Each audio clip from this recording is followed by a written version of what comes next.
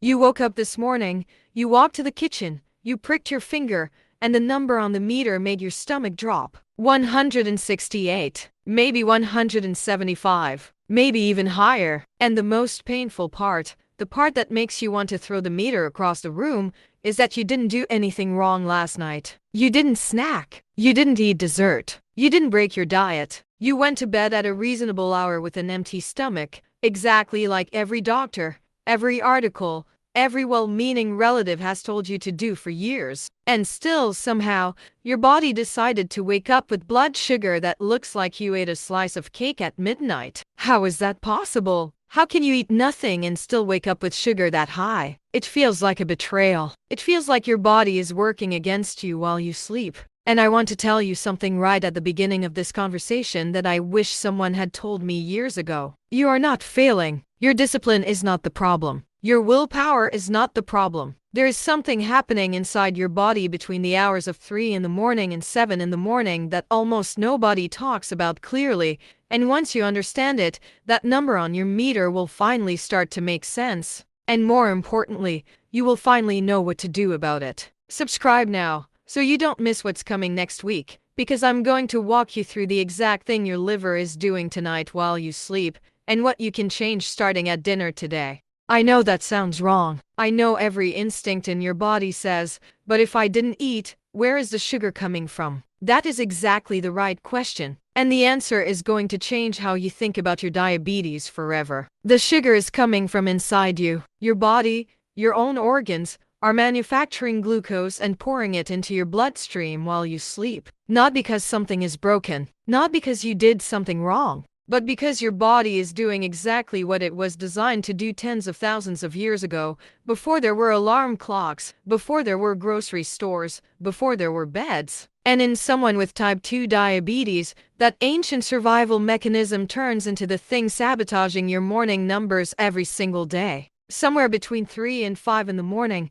while you're deep in sleep, your body starts preparing to wake up. It doesn't wait for your alarm. It starts the process hours in advance. And the way it prepares is by releasing a wave of hormones. The main ones are cortisol, glucagon, growth hormone, and adrenaline. These hormones have one shared purpose. They tell your liver, wake up, get ready. The body needs fuel to start moving soon. And your liver, which has been storing glucose all day long like a battery, obediently starts releasing that stored sugar into your bloodstream. Think of it like this. Imagine your liver as a furnace. All day long, it stores wood. And every morning, just before sunrise, an internal timer goes off and the furnace starts burning that wood to warm the house before you get out of bed. In a healthy person without diabetes, this is a beautiful, elegant system. The pancreas releases just a tiny amount of insulin to balance the sugar coming out of the liver, and the blood sugar stays perfectly stable. You would never even notice it was happening. But in someone with type 2 diabetes,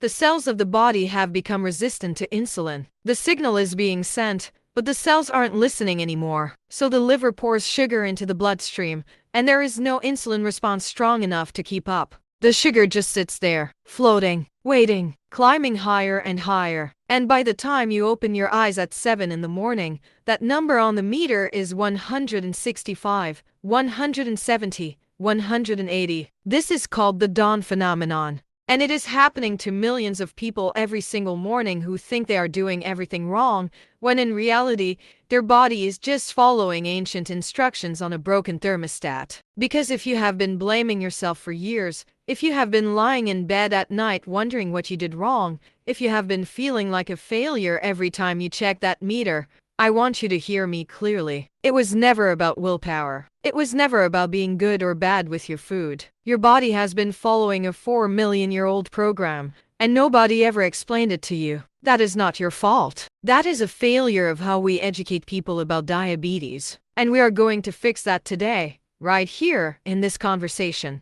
It tells me you are here. It tells me you are following along. And honestly, it tells me you have been waiting a long time for someone to explain this to you in plain language. And while you are there, hit the like button. It costs you 1 second and it helps this video reach other people who are lying awake at night feeling exactly the way you have been feeling. He came to a colleague of mine about 2 years ago, completely defeated. He had been diagnosed with type 2 diabetes at 59, which means he had been managing this condition for nearly a decade. And Harold was not lazy. Harold was the most disciplined patient you can imagine. He walked 30 minutes every day, rain or shine. He had cut out sugar, soda, white bread, and desserts years ago. He ate dinner at 6 in the evening and didn't touch a single bite of food after that. By 8 at night, his kitchen was closed. He brushed his teeth, drank water, and went to bed by 10. And every single morning, for years, his fasting blood sugar was somewhere between 155 and 172. He showed his doctor his food log. He showed his exercise log. The doctor would shrug and add another medication. Then another.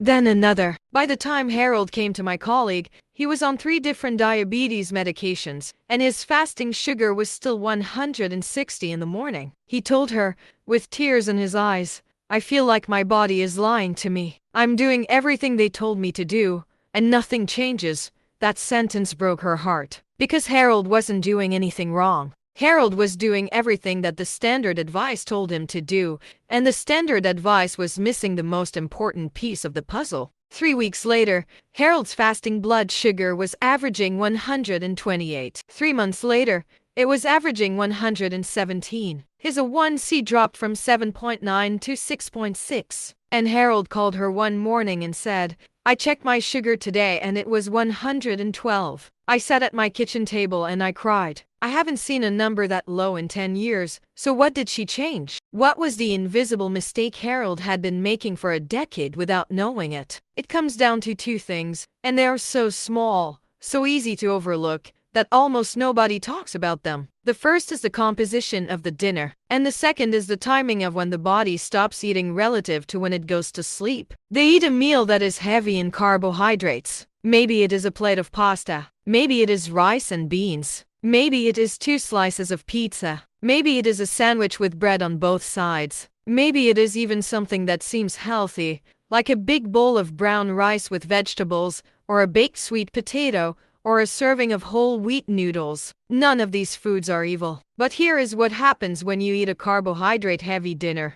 Your liver, the same liver we just talked about, becomes packed with glucose by the time you go to bed. It is loaded. It is full. It is sitting there all night with a massive supply of sugar to draw from. And when those morning hormones hit at 4 a.m., when the cortisol and glucagon start telling the liver to release glucose, the liver has plenty of inventory to dump into your bloodstream. The fuller the liver goes to bed, the more glucose comes out in the morning. It is that simple. Now compare that to a dinner built around protein and non-starchy vegetables, eggs and spinach, grilled chicken with broccoli, baked fish with a green salad, a piece of beef with roasted peppers and zucchini. When you eat this kind of meal, your liver doesn't get loaded up with extra glucose, because protein in vegetables don't break down into sugar the same way. So when those morning hormones hit, the liver has less to work with. The early morning glucose release becomes smaller, gentler, more controlled, and you wake up with a number that finally makes sense.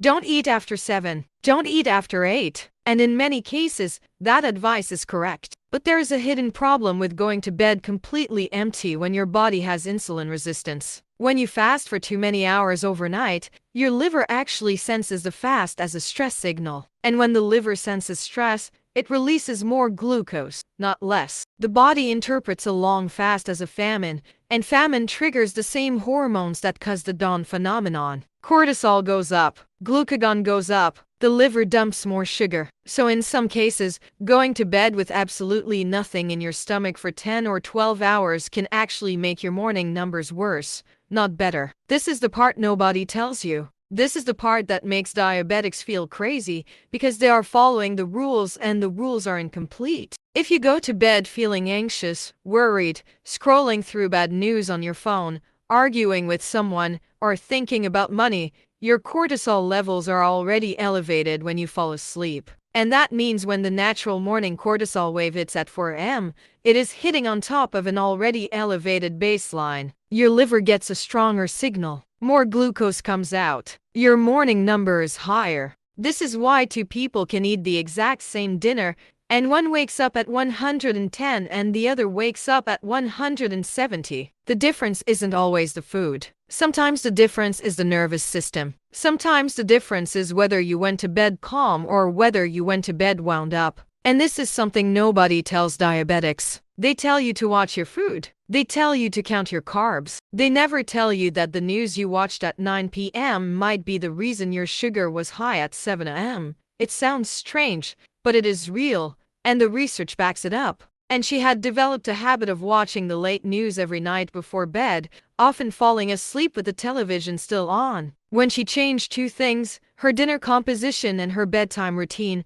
her morning numbers dropped within a single week. She replaced her usual evening pasta with a piece of grilled fish and a salad. And instead of falling asleep to the news, she started reading a book for 30 minutes in soft light. Within 10 days, her fasting blood sugar was 126. Within a month, it was 114. She didn't change her medication. She didn't increase her exercise. She just changed what was on her plate at dinner and what was in her ears before bed. That is how powerful these two factors are. The first mistake is blaming the wrong meal. People obsess about what they ate at breakfast, when in reality, the morning blood sugar reading is mostly determined by what happened the night before. The second mistake is eating healthy carbohydrates at dinner without realizing the consequence. Brown rice, whole wheat pasta, sweet potatoes, fruit smoothies, granola, all of these are fine in moderation, and many of them are good foods. But at dinner, in someone with insulin resistance, they become a problem because they load the liver right before sleep. The third mistake is going to bed too hungry. Skipping dinner entirely or eating dinner at 4 in the afternoon and then fasting until breakfast can actually trigger the cortisol response that raises morning sugar. The body needs to feel safe and fed,